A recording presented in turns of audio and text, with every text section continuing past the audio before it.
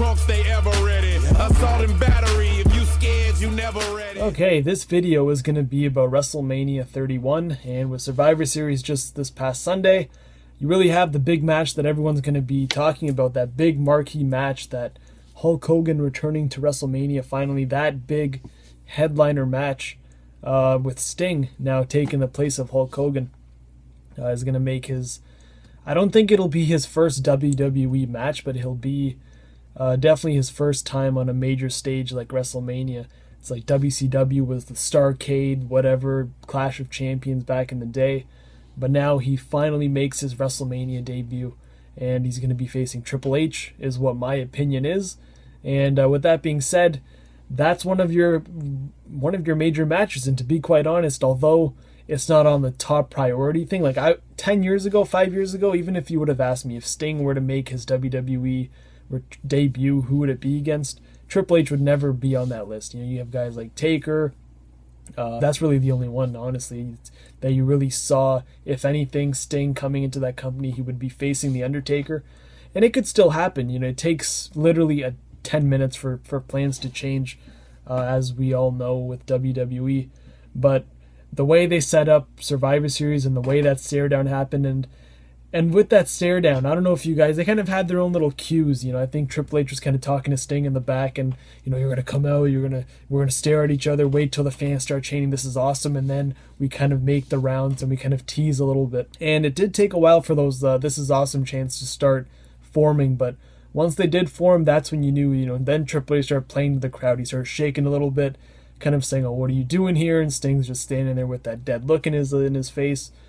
And then Triple H goes for the punch. He misses the kick, the Scorpion Death Drop, and now you have everything set up. I remember a lot of plans were to have Triple H against Vince McMahon because it was kind of Vince's whole idea to have the authorities' power on the line. And the only way for Triple H to either get that power back is to beat Vince McMahon and maybe be running the whole company instead of just running the show.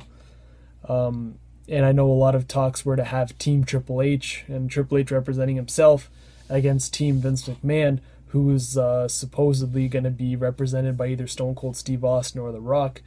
And he can very well have Sting be his representative. So you kind of have two feuds kind of in one, where you have Triple H and Sting, and then you have Vince McMahon and Triple H. And another possible match I think is very, very likely to happen is Brock Lesnar versus Roman Reigns. Roman Reigns I would expect to be back just before the Rumble and win the Rumble, and then kind of make the ascension into the title. He was already in the title picture before he left, but really make that impact. And it would have been better if he didn't have about 3 or 4 chances before he got injured to win the title. It could have been his first really climb to the top, and he wins, and WrestleMania goes off air with Roman Reigns on the top rope with the pyro just going off in the back. But either way, I can see that happening. And with all these rumors of Brock Lesnar leaving, if any guy really can be believable and face Brock Lesnar and maybe even beat Brock Lesnar, it's Roman Reigns. Ever since the Shield, he's been the badass of the company, and I really don't see anybody else to really take Lesnar off that throne, except maybe John Cena, but I don't think that would go over very well. Speaking of John Cena, that's another guy. As of right now, it seems like those are the two main matches that are going to be happening at Mania. And you know there's not going to be another Rock and Cena. But for the second year in a row now, I guess, Cena's going to be in a position where it seems like maybe not on that big marquee match. You know, he'll probably be 3rd or 4th from the top. And you're not used to that. We aren't used to that as fans. We're always used to seeing Cena in the main event, maybe in that second to last match. But this first WrestleMania 30, he was in the middle of the card against Bray Wyatt, and really was a nothing match. And from what things are looking like, WrestleMania 31 is not going to be any different, where it seems like Triple H is going to be occupied with Sting, so you're not going to get any of those kind of big matches. The Rock, I'm sure, is not going to come back for a 3rd match with Cena. Stone Cold's not going to be back. Roman Reigns and Lesnar are kind of having their thing. Daniel Bryan is still there, which another guy you really don't know, even if he will be back, because rumors are that he won't be back until after WrestleMania. And you look at the roster, you have Seth Rollins, you have Dean Ambrose. You know, those are really the only two guys that have pushed the envelope, really made it their way up that ladder. Everyone else is really kind of average. They're just another guy on the card.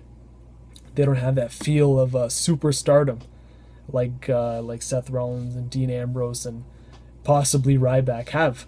So it's weird. It's kind of, WrestleMania is slowly starting to form, and I'm sure by January and definitely by February we'll know 100% what the matches are and probably what the outcomes will most likely be. So that's it. I'll see you guys in the next video.